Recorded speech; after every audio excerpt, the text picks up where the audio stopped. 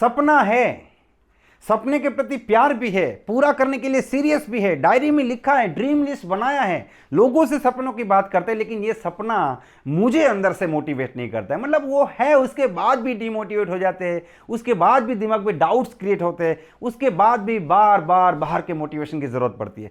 सपना है लेकिन वो आग नहीं लगाता, बर्फ जैसा सपना है। इसका कारण क्या है और सॉल्यूशन क्या है, दोनों इस वीडियो में बात करेंगे। ये वीडियो बड़ा ही खास है, इसे ध्यान से देखिए और पूरा देखिए। तो सबसे पहला रीजन ये है दोस्तों कि जो ड्रीम है आपका, जो सपना है, जो मकसद है, वो इमोशनल नहीं है, वो अपने दिमाग से बनाया हुआ है, सोचा समझा है। दोस्तों यहां पे आपको इमोशंस का इंपॉर्टेंस समझना पड़ेगा। थॉट जो होते हैं, विचार जो होते हैं, वो आपकी एक गाड़ी है और इमोशन जो है वो उसका फ्यूल है।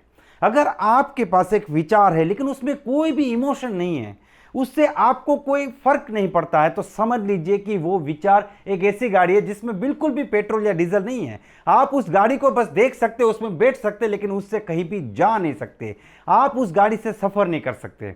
एक विचार है, मान लीजिए कई लोग बोलते हैं मेरा सपना है मैं करोड़पति बनना चाहता हूं, मेरा सपना है मैं लीडर बनना चाहता हूं, मेरा सपना है मैं फेमस होना चाहता हूं, मेरा सपना है मैं घर बनाना चाहता हूं, लेकिन उस घर को लेके, उस गाड़ी को लेके, उस करोड़पति बनने को लेके उनके अंदर कोई भावनाएं पैदा नहीं होती है, कोई इमोशन नहीं है। तो यहां पे क्या होगा कि वो सपना सिर्फ एक दिमागी ख्याल बन के रह जाएगा।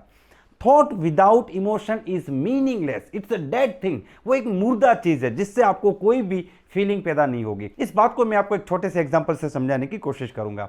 मान लीजिए कि रात के 11 बजे आप एक गली से गुजर रहे हैं और उस गली के नुक्कड़ में 2-3 लोग नशे की हालत में कुछ तूफान मचा रहे हैं। वो किसी को परेशान कर रहे, किसी को छेड़ रहे। अब आपने देखा कि ये 2-3 लोग नशा किए हुए, तो एक अच्छे इंसान के रूप में आप सोचेंगे कि मैं चुपके से यहाँ पे निकल जाऊं, क्योंकि मुझे उनसे कोई लेना देना नहीं है, मैं उनके जैसा नहीं हूं।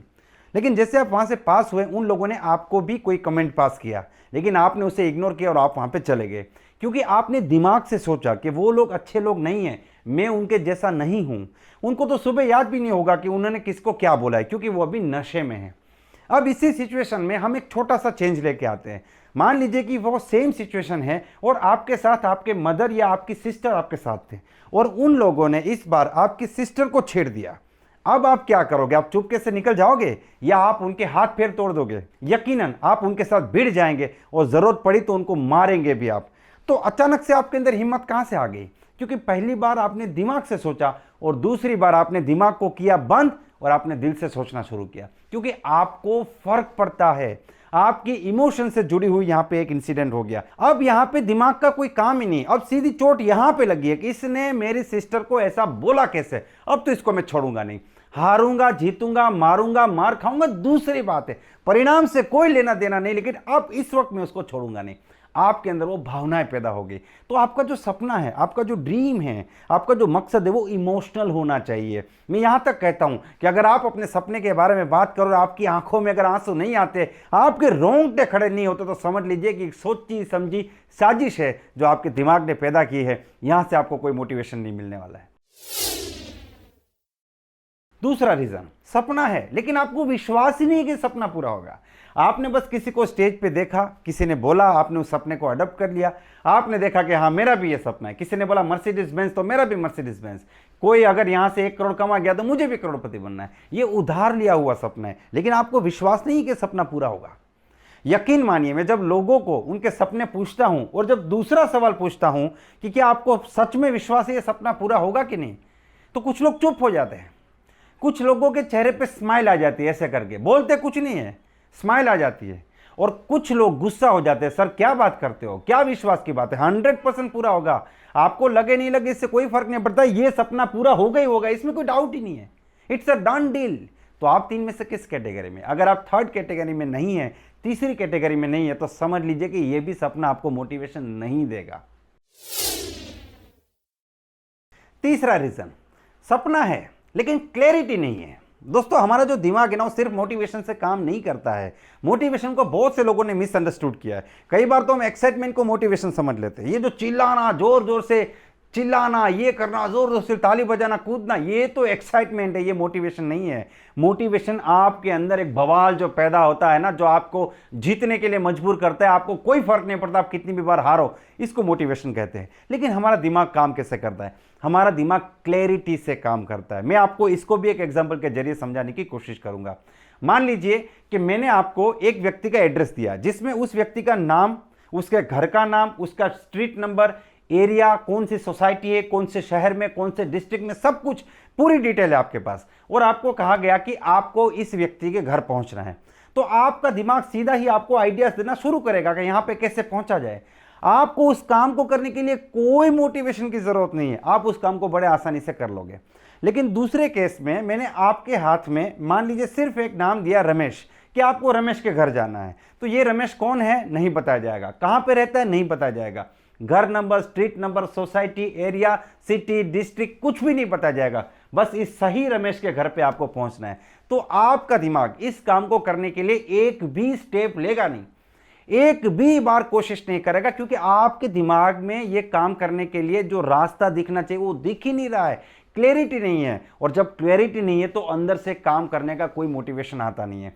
दोस्तों, आप जब सुबह में, नॉर्थ इंडिया में तो सुबह में जब गाड़ी चलाते, सर्दियों के टाइम पे, खास करके यमुना एक्सप्रेस वे, इस प्रकार के हाईवे पे आप लोग देखते कितनी सारी धुंध होती है, बहुत सी फॉग होती है।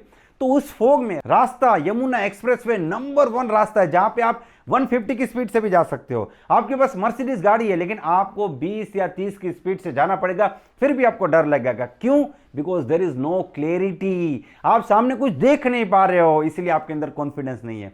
जैसे ही वो फॉग हट जाती है, सनलाइट आना शुरू हो जाते हैं, फिर आप अपनी गाड़ी में एक्सेलेरेटर दबा सकते हैं। गाड़ी में कोई तकलीफ नहीं है, रास्ते में कोई तकलीफ नहीं है, लेकिन क्लैरिटी नहीं है, तो आप नहीं चल पाओगे। तो आपको पता होना चाहिए ना, जैसे आप बोलते हैं मुझे 3 साल में यहां पहुंचना है, 4 साल में यहां पहुंचना है। मैं कई बार लोगों को पूछता हूं नेटवर्क मार्केटिंग बिजनेस में कि आपका सपना क्या है, वो बोलते करोड़पति बनना। कितने टाइम में? 4 साल में। कैसे बनोगे?